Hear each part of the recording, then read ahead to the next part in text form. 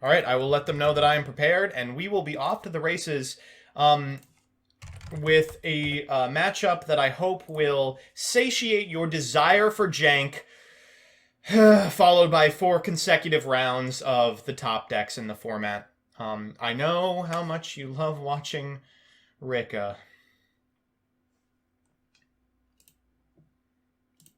All right, so we talked about it a little bit last time, but I think one of the upsides to the new version of the Striker deck is it actually doesn't matter if it wins or loses the die roll. It's extremely competent both picking apart boards and setting up ones under individual floodgates. And as a result, it is happy to do anything. SPS, it looks like, has won the die roll, or at least elected to go first. And wait a minute, this isn't Gimmick Puppet! Where's the Dark Machines? I think, like its sister deck Generator, we are probably likely to see some ridiculous shenanigans involving Orcust Mech Knight Girsu. And wow, this card's a 1-card Chimera Doll. So from here we can use Orcust Nightmare to send a Dark Machine monster from the deck to the graveyard. Not necessarily an Orcust one.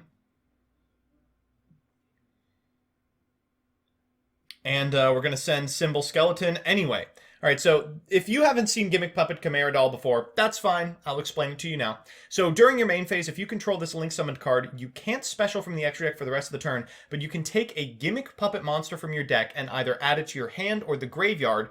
Then if you only control Gimmick Puppets, you can special a Gimmick Puppet from your hand. It's a really easy way to get through, like, multiple pieces of Gimmick Puppet support in an archetype that is extremely cloggy insofar as a lot of the puppets are great in the graveyard or great in the hand, but not great at getting onto the field.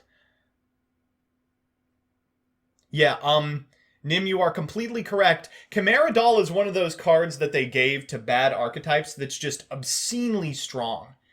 Like, for some reason, this archetype was given a, I would say, spiral double helix-esque effect, and unfortunately just wasn't able to capitalize on it.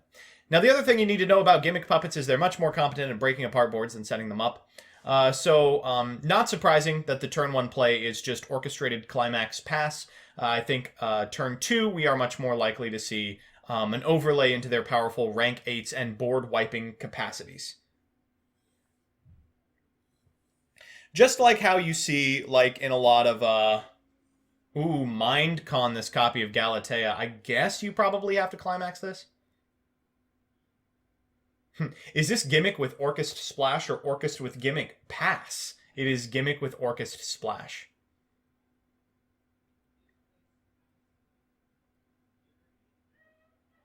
Afterburners, the get here. Afterburners, only good if that token leaves. Oh no, it's only battle. Alright, so we'll go for Afterburners after using Area Zero's effect on the token. And then Ray being normal summoned here. And Tamamo Bay is just going to do what Tamamo Bay's been doing for the last 3 or 4 rounds, just pogging out of their mind with Sky Strikers. I gotta say, this is a really good argument for continuing to play the deck. This plus Ryan Yu's absolute wallop of a finish. I mean, there might be life left in Ray regardless. Who needs Engage? Alright, so we're going to send this copy of Widow Anchor. 2 copies of Widow Anchor is so good. And then Kagari, wrong art, of course, but we'll forgive them.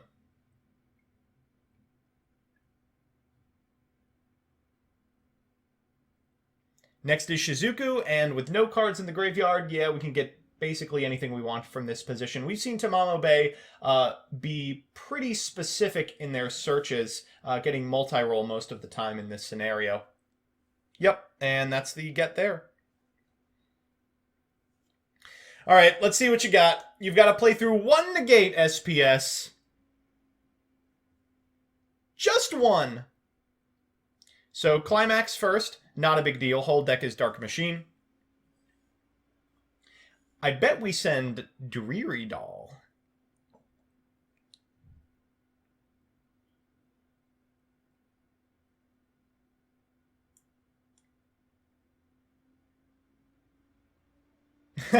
Hopefully this goes better than the last Gimmick Puppet feature match we got. Well, if it goes as poorly, then I'm sure we will find a second one to check out.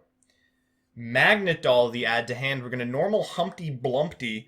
Then when this card is normal, you can special Gimmick Puppet Monster from your hand.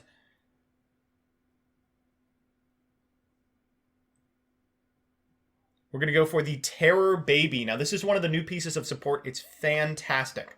When it's normal, you can summon a Gimmick Puppet from your graveyard, and it can be banished from the graveyard to give you a multi-roll effect. Your opponents can't activate things in response to your Gimmick Puppet activations for the remainder of the turn. Really great against cards like, pretty specifically, Widow Anchor. Looks like we're going for Chimera Doll and Terror Baby here. If you want a Widow Anchor, I think you probably have to do it now, right?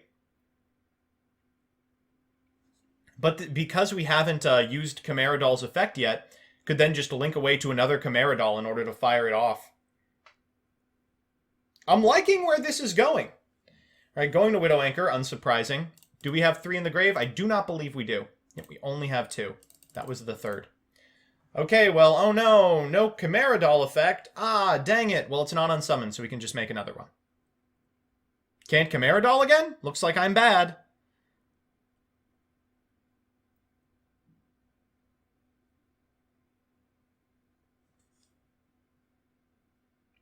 Oh, they did attempt to activate it.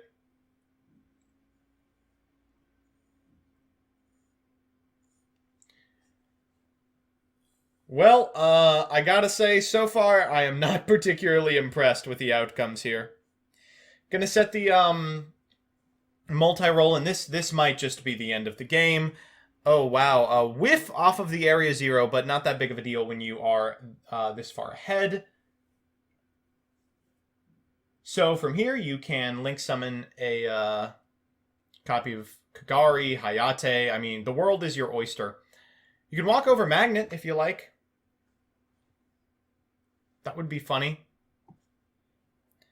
We're going to use the effect of Hayate here. We've already got access to repeatable copies of Widow Anchor, but still going to go for it. It's just such a strong card.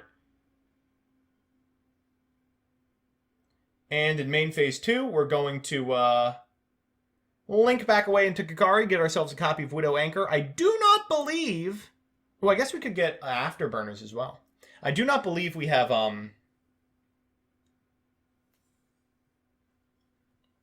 activated any of these yet. So we're going to Widow Anchor targeting the Chimera Doll. Going to take it? Oh, no. Oh, if we've got one more, we've got a problem. We don't. So instead of going into access code, as we've seen this deck do multiple times, they're just going into Zeke. Zeke is a pretty good card. When it's summoned, you're able to banish a card your opponent controls until the next end phase, but importantly, it turns cards like Widow Anchor and Shark Cannon into repeatable removal spells. You're able to link away to Zeke without locking yourself out of Sky Striker cards. You know, previously, cards like Shark Cannon and cards like Widow Anchor, while extremely powerful, came with the downside of either turning off all of your Sky Striker spells or traps, funneling you into using something like a multi-roll on the monster, or asking that you get out of strikers entirely by making something like a Nightmare Phoenix with the material. Now you can go from a Sky Striker Ace into a Zeke, back into a Sky Striker Ace.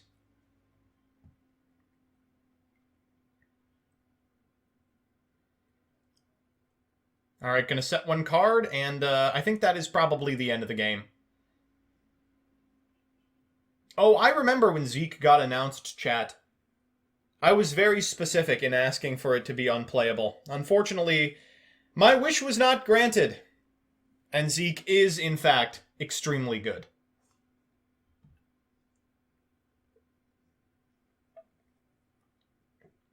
Thundra's been doing stuff. Thundra is actually X1.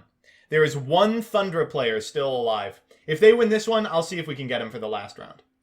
Firing off this Afterburner because there is a face-up monster. That'll be an easy route to destroy this spell and trap. And it's Orcust Climax number 2.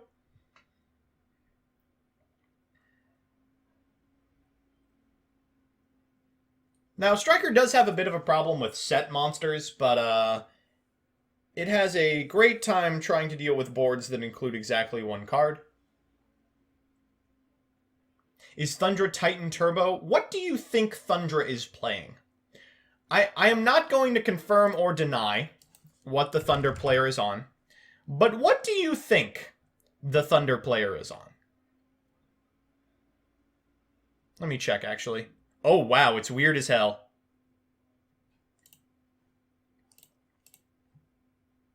Thunder Duo Beatdown. This is not Duel Links. This is not Duel Links. Thunderclap Skywolf. This is not GCD. Looks like we're going for the Hornet drones. I don't know. We could make Zeke here to banish the face down card. Can you banish face downs with Zeke? You cannot.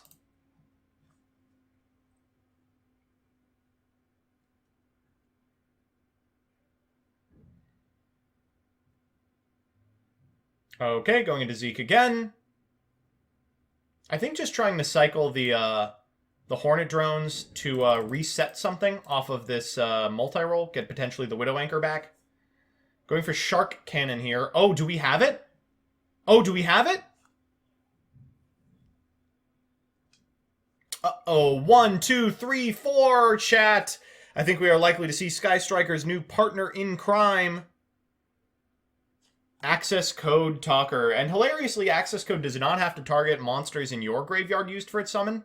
So it can target the Galatea that was used for its summon here. Goes to 43. And one thing about Striker you may not have known is that they have every single type here.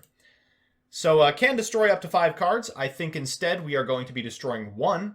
Let's see what that set card is. Morphing Jar. Nope. Orchest Brass Bombard. That explains the game. The entire game explained to me in a second. They drew Brass Bombard. It's a rookie mistake. Don't draw Brass Bombard. And just like Tamamo Bay has been doing all tournament, just schlonging in with this huge copy of Access Code Talker. I mean, you got to understand, this person has been firing off Access Code Talker upwards of 5 times a turn. It's just unbelievably strong.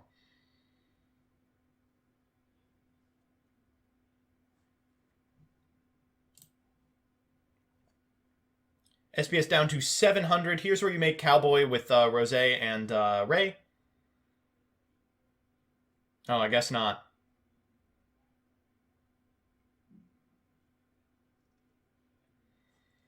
And we are going to go for multi-roll.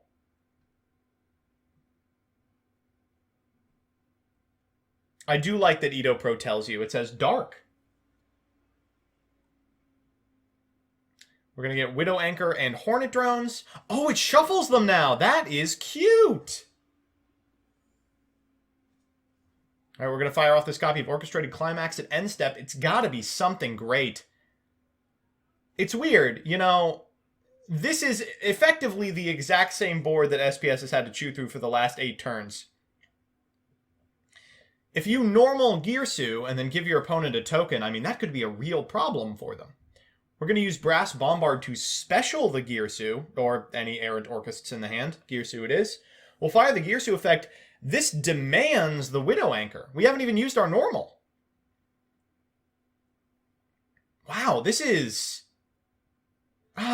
every time I want to find a reason to play Sky Striker and excuse to be jamming this deck in the year of our Lord 2020, I'm reminded that there are so many niche interactions that just ruin the archetype. Alright, so it didn't work the first 2 times. This time for sure.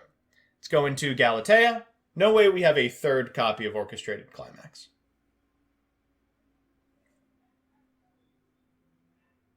The Babel in the opener. Wow, so the hand had Climax, Babel, and Brass Bombard in it. Wow. Excellent. That actually is a pretty consistent Orchest experience from my perspective. That's usually what happens when I play Orchest.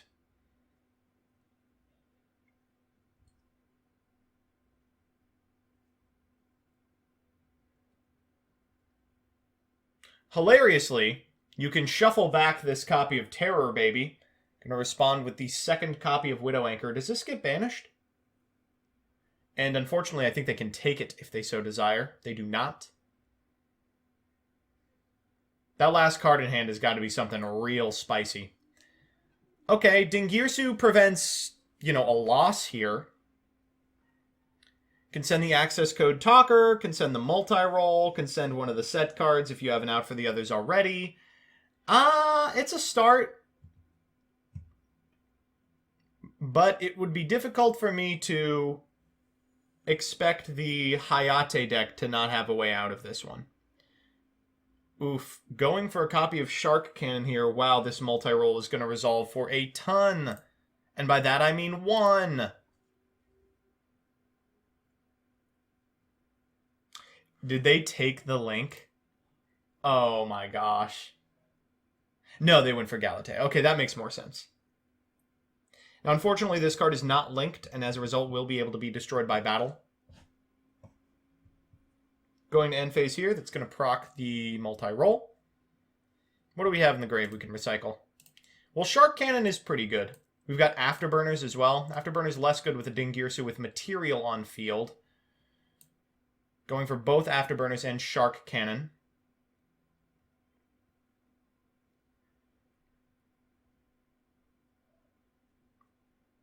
Well, provided that card in hand isn't an Ash Blossom, I do think this is likely going to be it. We should still have a Hayate in the extra, if I'm not mistaken. 1, 2. Yep, we should have 1 remaining. And we have a way to pop the Area 0 on field. Going for the Afterburners instead. Going to try and proc the Dingirsu just a little bit first. And, of course, we'll detach in response. Prevents the destruction of Babel quite nicely.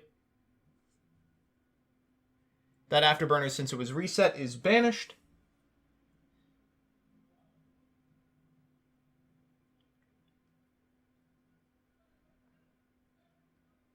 Normal summon Rosé. Well, that might just be it.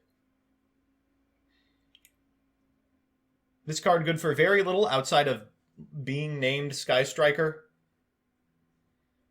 Fire off this Kagari for a Afterburner, and what do you know, now you won't be able to activate your Orcust effects in Graveyard once this Afterburner resolves. We're going to Shark Cannon here first. Access code number 2. Let's go! Back comes Gimmick Puppet Camaradol.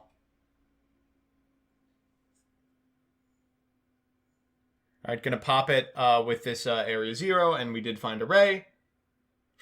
Use Camaradol's effect, says SPS. Coward. You know, I do not think they actually have a Gimmick Puppet in deck.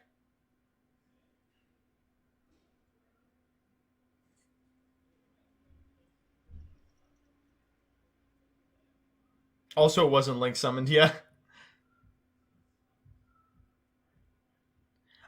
Oh, in that scenario, because of that, I assume that actually Camaradol did have targets. It just wasn't able to be used because it wasn't Link summoned. Shoot. Alright, and to the graveyard goes Orchestrated Babel. Quick walk into battle phase, and this looks like it is just about over. Well, a convincing victory from Sky Striker there, and not necessarily a convincing game from Gimmick Puppet. Now, SPS has won a couple of games here today. They are not OX. I am interested to see what the game plan is. Chat, I defer to you. Do you have any idea what the plan for Gimmick Puppet is? This is round 6 of 7. Looks like we've got some results in already. Ooh.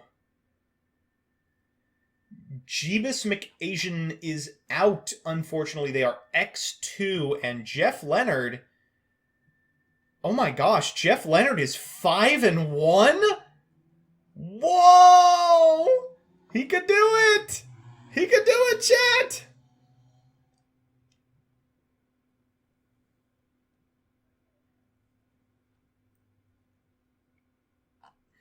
I don't think any of the other X1 games have reported yet. Lil Spee from 3-0 to 0-3, now at 50-50 win rate. Unfortunate. The ones I'm looking out for are Rycape and Jaxel, who are both undefeated, and I think playing each other. Alright, so it is time for game 2.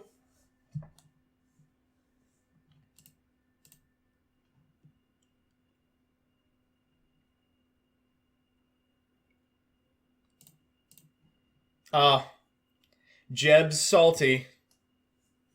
Blame it on the simulator. They did the old classic of summoning the monster with Doki Doki face down because for some reason that's an option.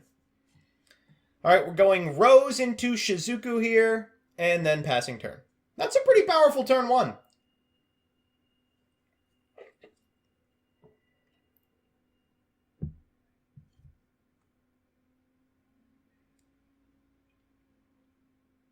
All right, what do you got? Ooh, Condolence Puppet. It kind of looks like Dark Ruler no more. I was excited. So, this card's insane. Send Gimmick Puppet monsters with different names from your deck to the graveyard, up to the number of monsters your opponent controls that were specialed from the extra +1. You can banish it, then target a machine Xyz, can't be destroyed by card effects while face up on the field. So this is double Foolish Burial. Like, the problem with Gimmick Puppets is that they have about 15 cards that you read the text on and you go, this is the most broken card ever printed in the history of time. And yet... Alright, Bisque and Dreary. Bisque's effect is you can banish it from the graveyard, and monsters that are Gimmick Puppets can't be targeted by card effects, so we no longer can respond to Gimmick Puppets with specifically Widow Anchor. Gonna activate Terror Baby here, bringing back the Dreary doll in the graveyard. Not like it matters. I'm sure it'll be back anyway, regardless. And now we're gonna get to see what going off looks like in the context of Gimmick Puppets. Alright. Chimera Doll has made its way onto the field. And for the first time in 30 minutes, will we see the effect of Chimera Doll resolve? Terror Baby activating here. And Chimera Doll effect.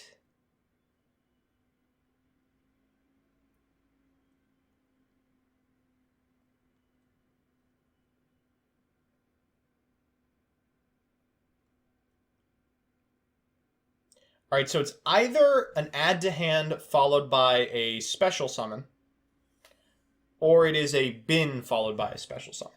Now, usually I would expect your bin target is Dreary Doll, so no real reason to do that. We're going to call the Rose. That is interesting.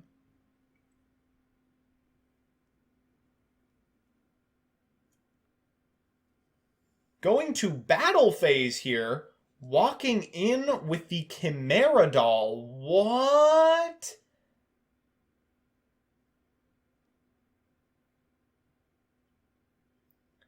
Any flippable spell or trap is such a huge blowout here.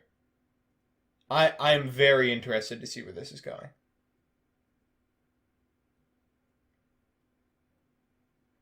Okay, well, of course, most of those flippable spells and traps have to target, so it makes sense that it wouldn't. We'll get in with Magnet Doll. And then Dreary Doll in main phase 2. Oh, we needed this in the graveyard to summon it! Foolish. How could I have not known?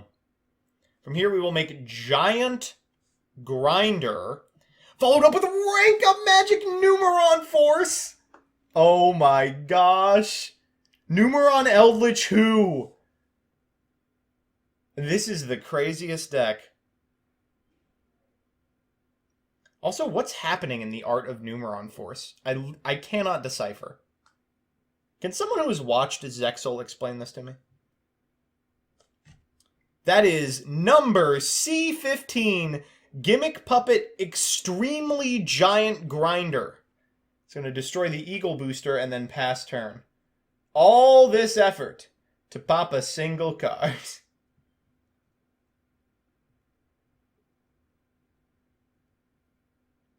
Wow, this is a daddy. I did not know this card existed. I literally just had never heard of it. Don't judge me. Understandable. Alright, set rotation is pretty good. Unfortunately, this is also an easy way for the Gimmick Puppet player to win the game. Oh no! I thought it was. But, the choices were not what I expected.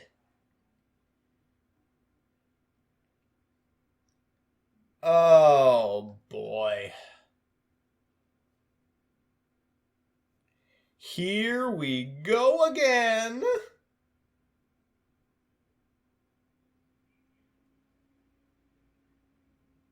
All right, gonna go for the afterburners here on the giant big grinder. That's shocking to me personally.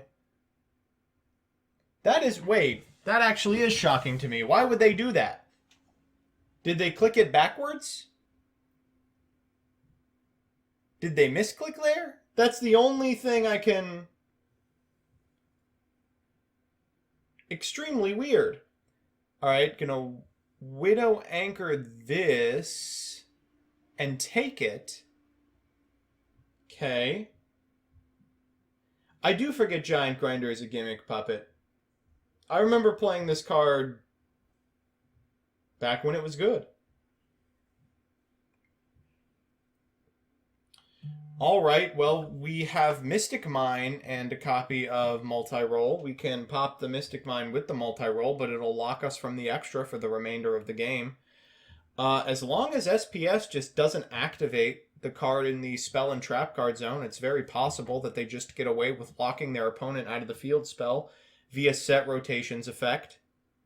We'll activate Hayate's effect here.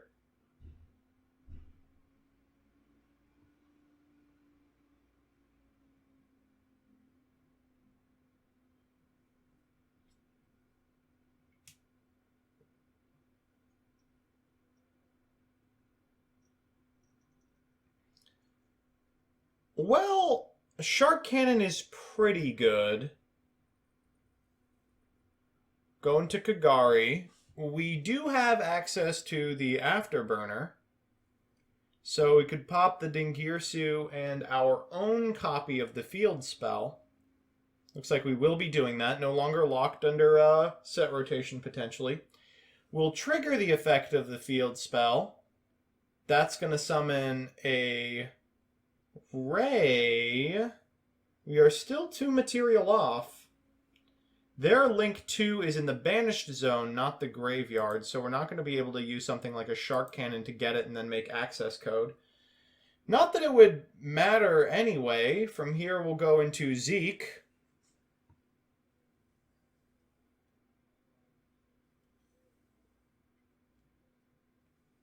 And then a Shizuku.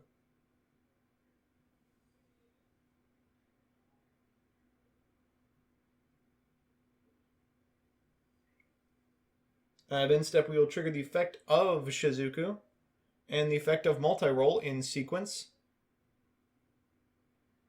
Gonna set just Widow Anchor and then fire Shizuku, I imagine, for another Widow Anchor. Nope, a Hornet Drones. We might have the other in the grave. Alright, what's the draw? Can you get out of this?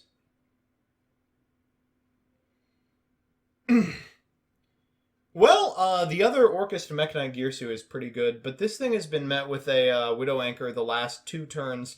I would be particularly surprised if it survived this one.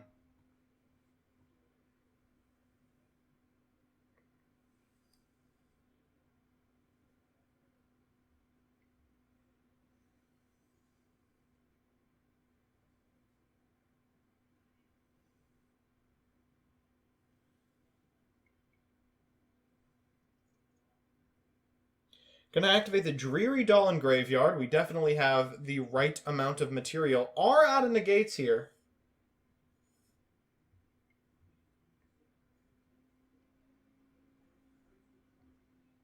Banishing the Giant Grinder. If we have another 8, we could make something happen. That's a tall ask. Oh, well, maybe it's not that tall of an ask at all, firing off Condolence Puppet.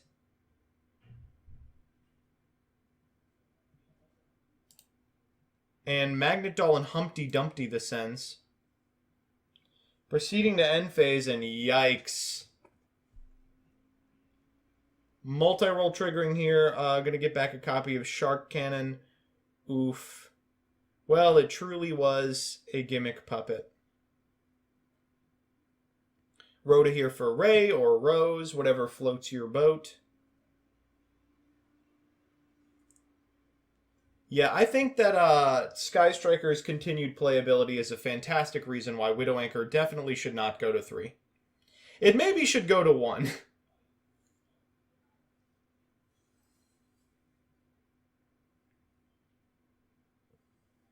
We're going to fire off this copy of Shark Cannon. Ooh, Shark Cannon for the big bungus. SPS says, for some reason, I think I'm still in this.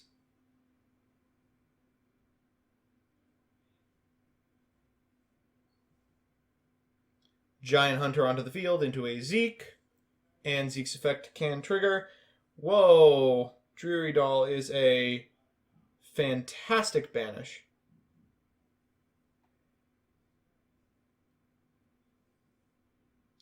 Rose up next. And Hornet Drones as CL4. Whoa, we might actually see the boy return.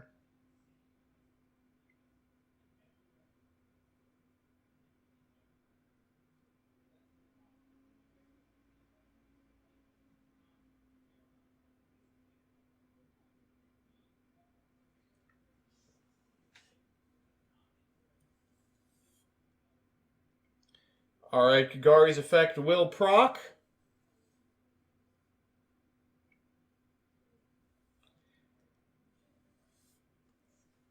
Now, there's no way to activate that card just yet, but I have a feeling that it will be on momentarily.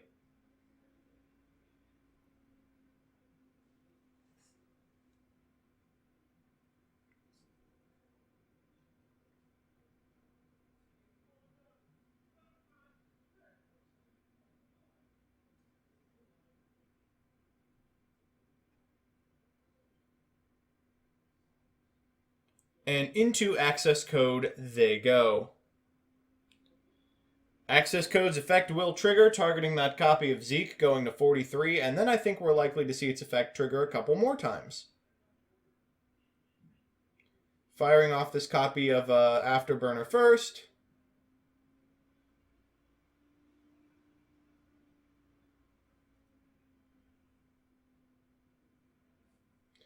And then access code talker again.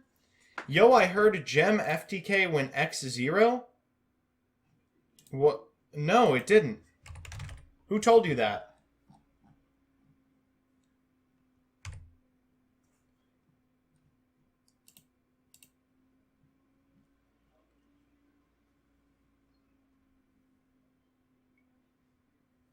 Alright, good luck. We're setting literally every Sky Striker card under the sun.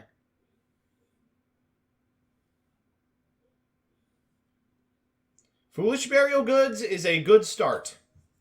That can send Orchestra Crescendo. And then Orchestra Crescendo can add a Dark Machine. We are locked into Dark Machines like it matters.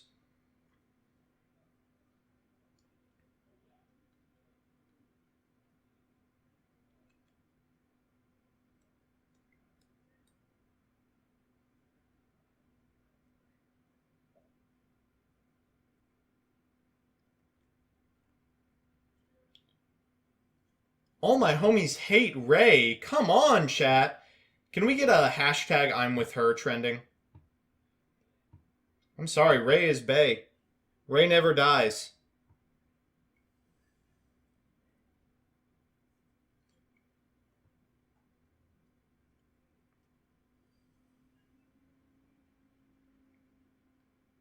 Alright, Bisque Doll back to the hand. And then we'll fire the Bisque Doll to summon a Bisque Doll. Ah! The old double Bisque Bunglaroni. Fire off this Bisque Doll, but it's not very good here. Gonna chain the effect of Eagle Booster. Fine.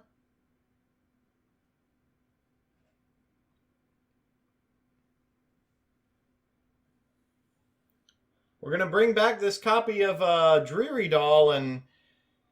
Well, if you've got a rank 8 that outs access code, now is the time.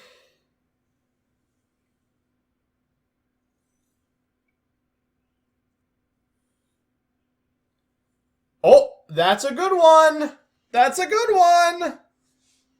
Gimmick Puppet of Strings firing, and of course Condolence Puppet preventing it from being destroyed while card effects while face up on the field.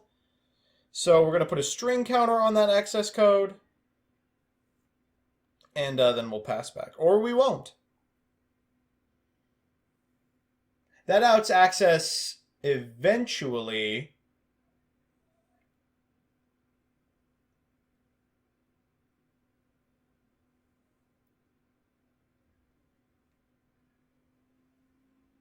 No string counters because of Eagle Booster.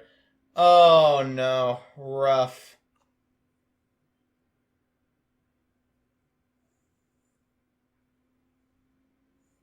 Man, access code is such a strong card. My word.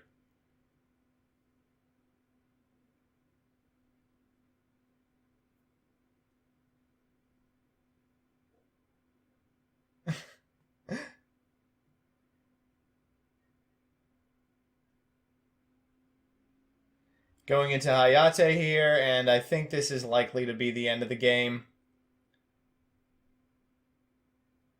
Hayate direct. Firing its effect.